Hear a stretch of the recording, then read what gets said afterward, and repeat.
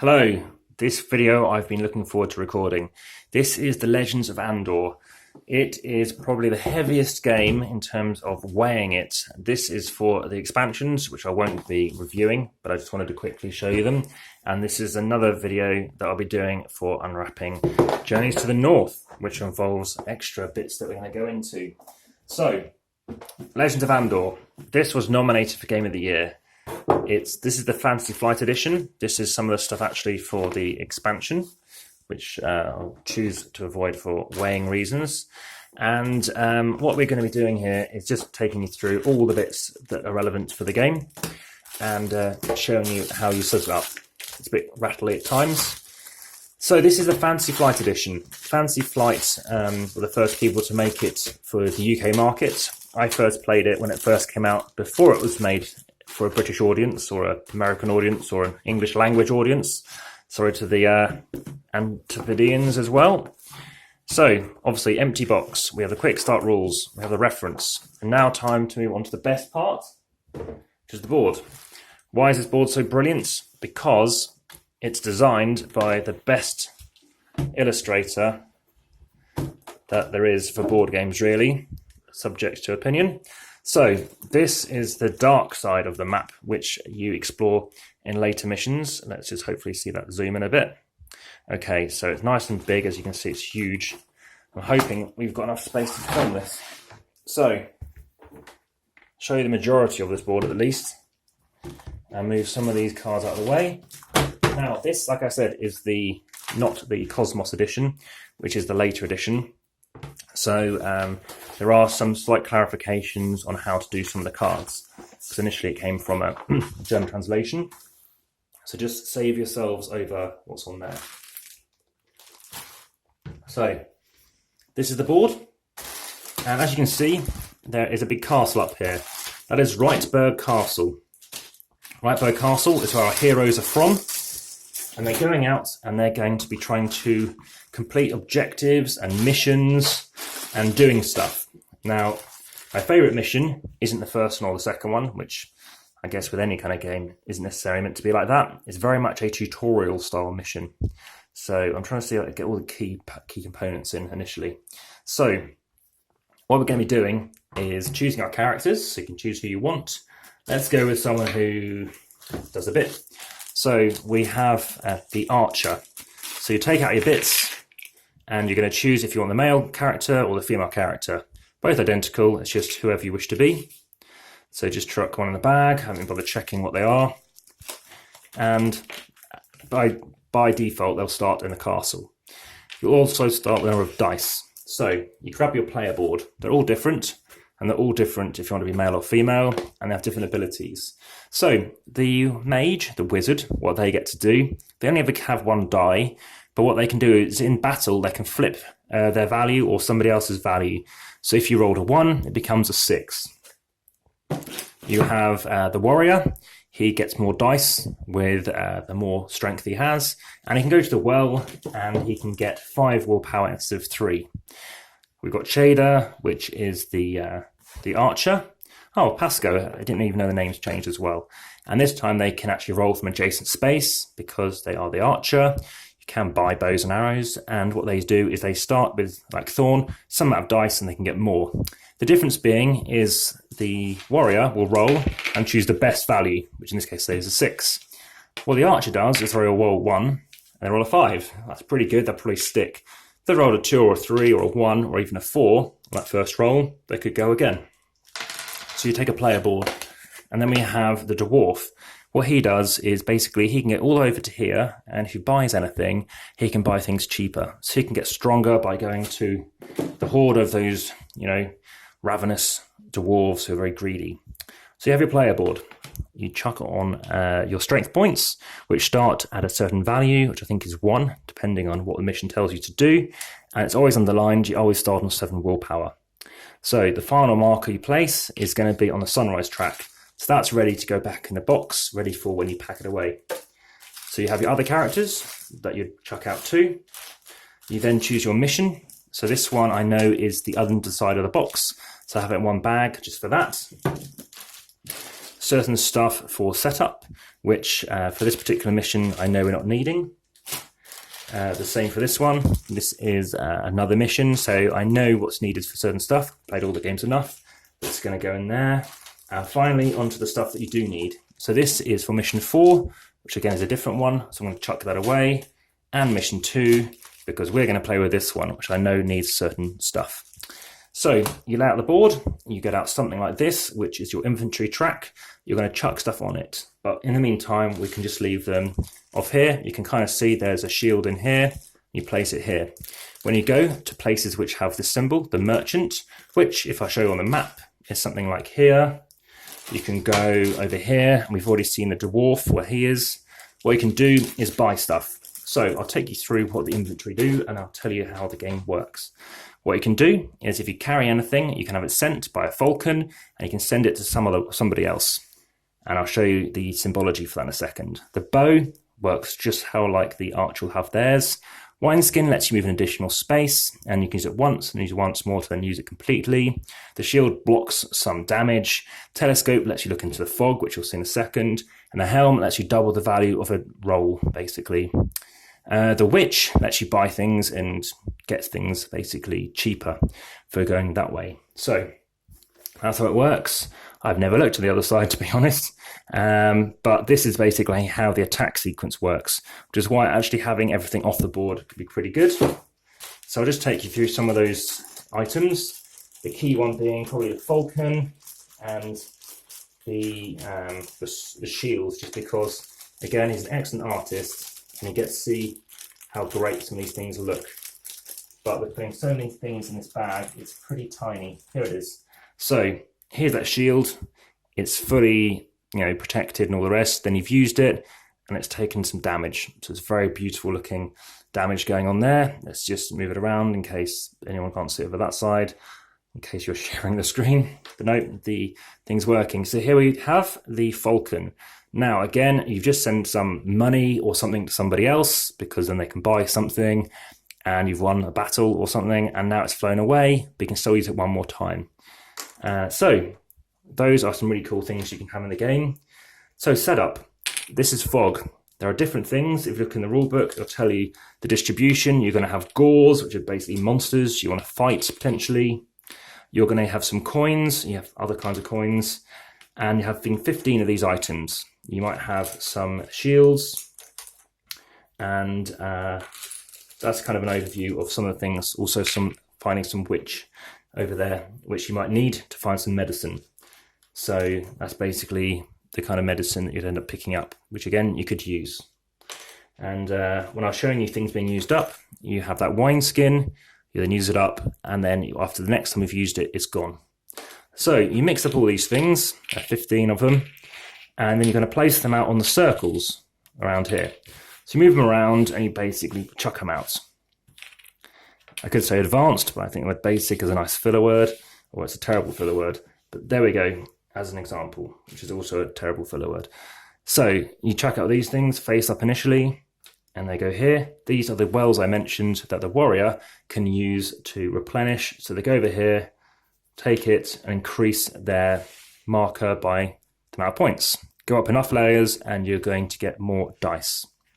Dice are good because more chance of getting what you need. So you're setting that up, you're setting up everything else that's got a hex on it, and then you're deciding the number of players. So the strange thing that Z Garcia said fantastically at a Dice Tower talk at UK Games Expo a couple of years ago was the fact that you're trying to go out and complete a quest. At the same time, monsters are going to be moving at the end of the day. Now, when they move one space. So you might see there's an arrow here. So they're going to move from this square to this one. So basically, it's the AI, it's how they're going to move. And you can work out and predict that they're going to get into that castle eventually. The downside is you might end up with two monsters that are very near to each other. So if you end up with, say, a monster like a troll, and he's there, and he's there, Gores always move first. So Gores go 1, 2, so he's leapfrogged it. Now it's the troll's turn, and he's now got into the castle. He's taken one of your spaces. Now the weird thing about this game is in a 2-player game, you're allowed 3 monsters into the castle. Let's say some of them were living in dungeons. Yeah, we've got space for some of them. The whole point is you're allowed 1 in. So yeah, you've got to throw them in the game, but you're allowed one in. So it's all about who you let in. You maybe let a strong guy in because it's quite difficult to defeat. And let's come on to how you defeat monsters. So there'll be some instructions which will tell you how to lay stuff out. I don't want to spoil it by giving an example. But if I just move the board up a bit, you'll see some information down here on what you can be doing. So you're going to have a monster, they're going to have a token on them. So a token to show you which monster you're going to be fighting. So imagine I've gone here, I'm now engaging in a fight. You're going to chuck down some tokens, which are, in this instance, in the bottom of the bag. So it's going to go here to show it's fighting with a value of 2, and it's showing a strength of 4. Now, one-on-one, it's quite tough to beat somebody, which is maybe why you want to try and get some gold, maybe in the fog, coming down here, and then converting that from money into strength, and strength to go and fight them. So maybe here's our board. You're then increasing that, and then what you're going to be doing is rolling. So you've got, say, we've got 4 dice. Roll the first one. I got 6. Best result possible.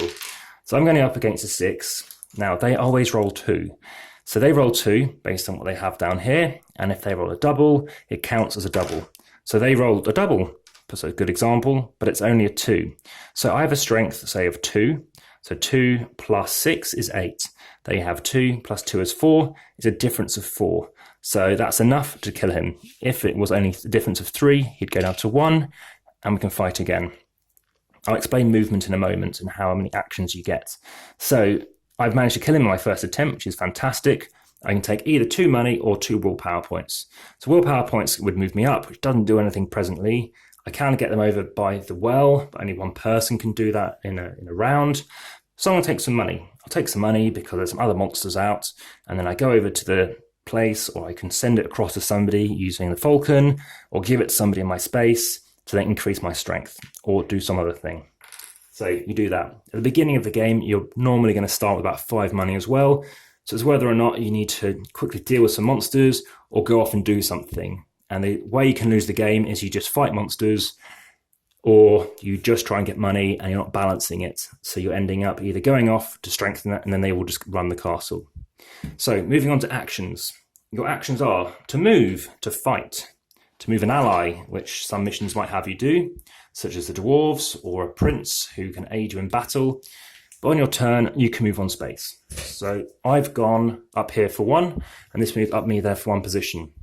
Now, I can play up to 7 moves. So I go 1 there, I can then fight for 1, which moves me up again.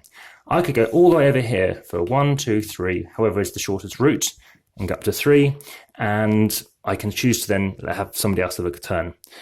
Now, if I want to have an extra turn, maybe I really have a mission to get me back to the castle that round, I can lose 2 willpower. I can lose an extra 2, I can lose an extra 2, maximum of 6, to take some extra turns, and then you must rest. So whoever rests first goes here to start the round next. Then you draw an event card. An event card could be positive or negative. It might spawn some monsters. It might say if you're in a certain region, lose willpower, gain some money. Then the Gauls move first, and the Skrulls, which are bigger beasts. Then we have the Wardraks, which might come into play, and then you have the Trolls. So if they're there, they're going to move. Any more Wardraks might move again. So you might move 1, then a Troll, then that. Then you have the wells to replenish, and then you move up the round marker. So down in this little corner down here, where the book's falling off, you're going to start here. It's been pimped. Thank you, Peter, who's watching, I think. And then what you do here is you can move up. Now, sometimes it might have a die symbol, which is about where monsters could be emerging. And normally it'll say you must complete it in a certain amount of rounds. So we have a secret, well, it might have a personal objective. You might simply need to be trying to heal the prince by finding some herbs, and then you're moving up the track.